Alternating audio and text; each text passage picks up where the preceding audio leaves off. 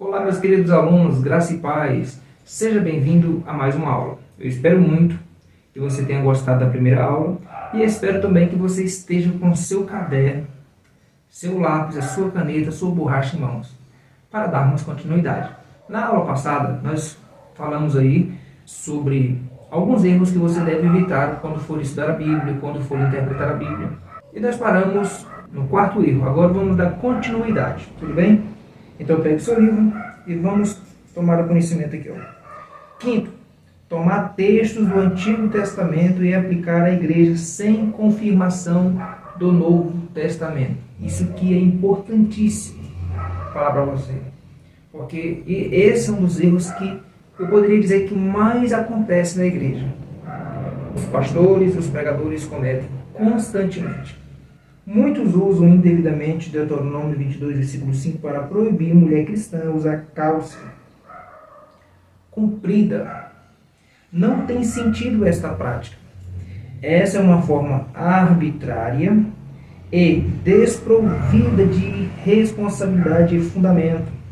Então, esse é um erro gravíssimo. Tem muitas pessoas que pegam textos do Antigo Testamento para proibir as mulheres de usar calça comprida, para proibir a mulher de usar brinco, usar cordão, e faz disso uma doutrina. E nós temos que aprender a diferenciar entre doutrina e costume. Nós precisamos aprender a interpretar a Bíblia conhecendo o seu contexto. Existem 7 tipos de contexto e você precisa analisar quando for estudar a Bíblia. Tem um contexto do que você está lendo, cultural, linguístico, precisa ser analisado tudo isso, tá bom? Então, se você olhar para esse lado, de a mulher não poder usar calça porque tem um versículo dizendo que não pode, se você for dizer que a mulher não pode usar brinco porque tem um versículo dizendo que não pode, como você vai responder diante daqueles que dizem que a mulher pode? Sim, porque a mesma Bíblia que diz que não pode, ela também diz que pode. Então, antes de você fazer uma doutrina baseada no versículo, procure estudar contexto histórico, linguístico, cultural e até mesmo do próprio texto que você está lendo. O Antigo Testamento é indispensável, mas não se deve aplicar aleatoriamente e, sim, com o necessário cuidado. O ministro de hoje, que prefere usar texto do Antigo Testamento para pregar, está fugindo da verdade. Está tentando se livrar das doutrinas de Jesus e dos apóstolos. Eu paro aqui para falar algo interessante. Enquanto tem alguns que preferem usar o Antigo Testamento para afirmar as suas bases teológicas, pensamentos, até evitar essa palavra aqui, né? Mas esses pensamentos mirabolantes, eles usam o Antigo Testamento, mas para alguns casos eles preferem o Novo Testamento. É como se pegasse só o texto que lhe apraz, que lhe interessa, e falasse. Por exemplo, tem texto da Bíblia que alguns usam o Antigo Testamento para cobrar o dízimo. Já tem outros que excluem o Antigo Testamento, ou melhor, o Novo Testamento, para não dar dízimo. Eu não dou dízimo porque no Novo Testamento não fala sobre dízimo. Você deve dar o dízimo porque no Antigo Testamento fala da prática do dízimo. Então, ou eu uso a Bíblia por um todo, ou não uso. Esse negócio de pegar só os textos que me agrada, isso aí não é um intérprete que faz isso. Tá? Isso não é um teólogo que faz isso, é um teólogo. Tá bom? Então, muito cuidado ao estudar a Bíblia. Olha só. Leia no seu livro aí, tá? Segundo parágrafo aí, ó. Terceiro. Diz assim, a ordem do Senhor é ensinar tudo que Ele ordenou. E não pregar quase exclusivamente no Antigo Testamento, como vem fazendo grande parte dos pregadores atuais. É dever primário do pregador cristão ensinar todas as coisas que Jesus nos ensinou, como obedecer às suas ordens, pregando mais o Antigo Testamento e o Novo Testamento. Então, você não pode fugir de um do outro. Agostinho, um grande estudioso, dizia que o Antigo se encontra no Novo e o Novo no Velho. Quando você vai estudar tipo e antitipo, você entende perfeitamente isso, que um completa o outro. Eu não sei porque as pessoas querem fazer separação do Antigo e do Novo Testamento. Eles são um só, gente. Não tem essa separação, um completa o outro. Tá? E vamos lá para o nosso sexto erro que não podemos cometer. Olha só. Ignorar o sentido normal do texto em favor de interesses particulares. Esse aqui é um problema seríssimo. E quem faz, às vezes, faz exatamente sabendo disso. Você sabe que tem erros que você comete sem saber que é um erro. Mas tem gente que comete um erro sabendo que é erro. Ele faz propositalmente. E alguns que cometem esse aqui, a maioria faz propositalmente. Olha só. É comum pessoas desavisadas utilizar textos agradáveis sem observar nenhuma regra de interpretação. Mas, ao contrário, procede a aplicação aleatória, conforme a convivência. É um erro grave. Você pegar um texto bíblico e porque no Brasil você vive daquele jeito, você pensar que em todo lugar é igual. Quando se trata de uma interpretação bíblica, você deve estudar os contextos, eu vou repetir, cultural, linguístico. No Brasil nós temos o costume de tomar café,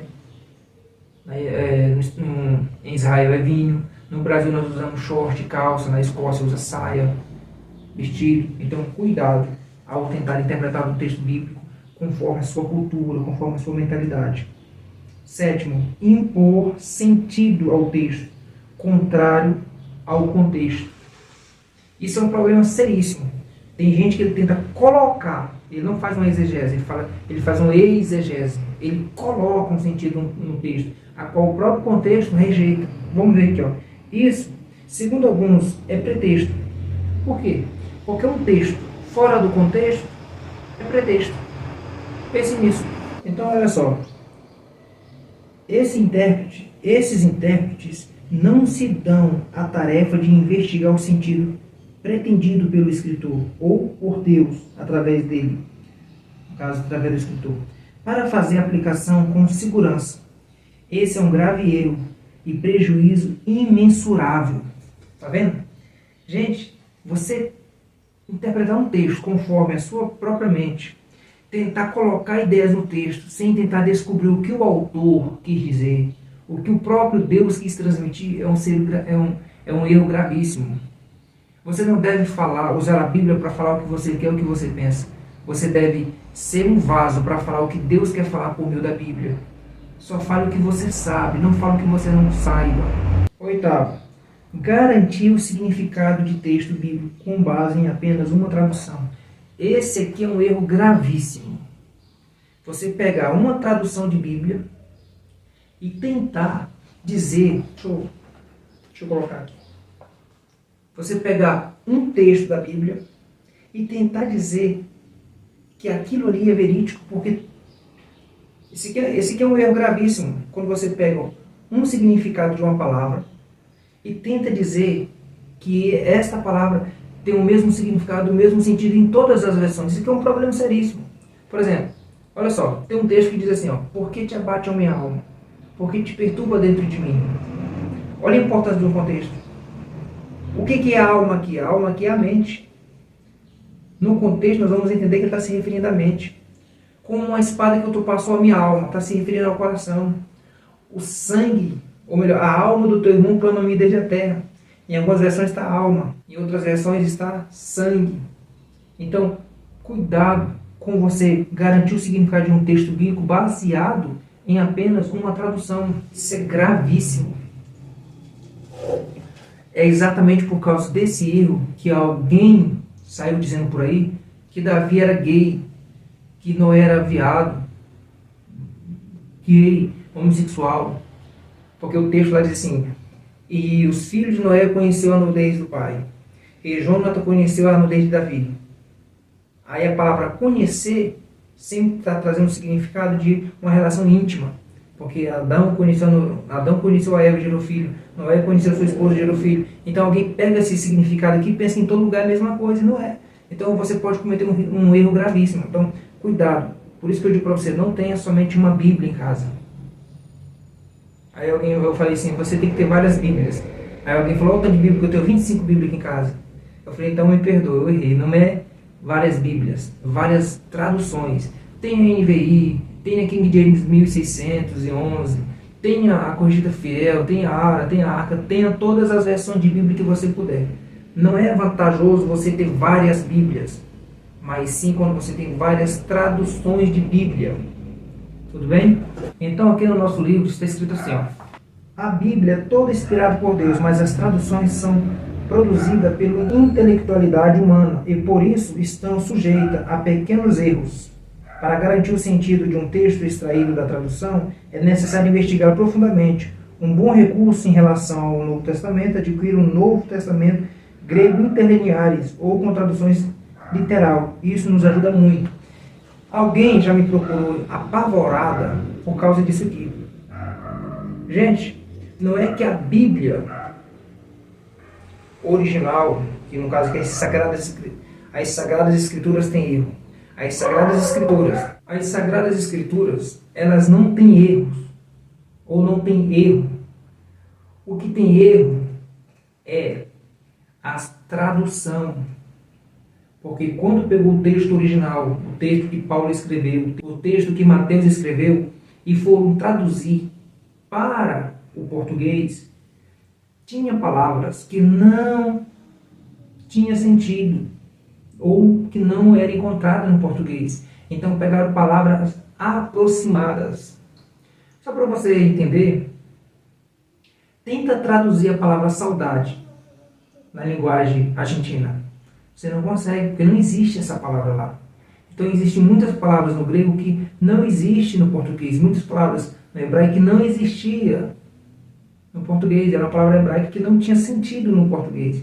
Então pegaram uma palavra aproximada, por exemplo, não existia a palavra translado em português, só existia arrebatamento, então colocaram a palavra arrebatamento. Só que Jesus não vai arrebatar a igreja, porque o que é arrebatar? É tomar algo à força, com violência, com veemência. E a igreja não vai ser arrebatada porque ela é noiva.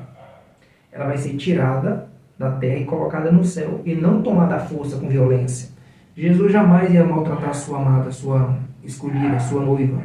Tá? Então, não é que a Bíblia tem erros. Não, as Sagradas Escrituras não tem erro. O que tem erro são as traduções, como traduziram para a nossa língua, para o nosso idioma. Tudo bem? Espero que você tenha entendido, tenha compreendido isso aqui. Qualquer dúvida, coloque seu comentário aqui abaixo, que estamos aqui para responder as suas dúvidas. Bom, vamos finalizar nossa aula por aqui. Eu espero te ver na próxima aula, a qual nós vamos falar do 9º, vamos falar ainda do 10º e do 11º erro que você não pode cometer. E quem sabe tem até mais um aí, tá bom? Então, eu te vejo na próxima aula, se assim o Eterno Senhor nosso Deus permitir. Anote essas informações que eu estou te passando para você não cometer esses erros. Você que é estudante da Escola Teológica Transformados pela Palavra, não pode cometer este erro, porque quando você comete um erro sem saber, pode até ser perdoado, mas sabendo, o negócio é mais grave. Tudo bem? Que Deus te abençoe. Até a próxima aula.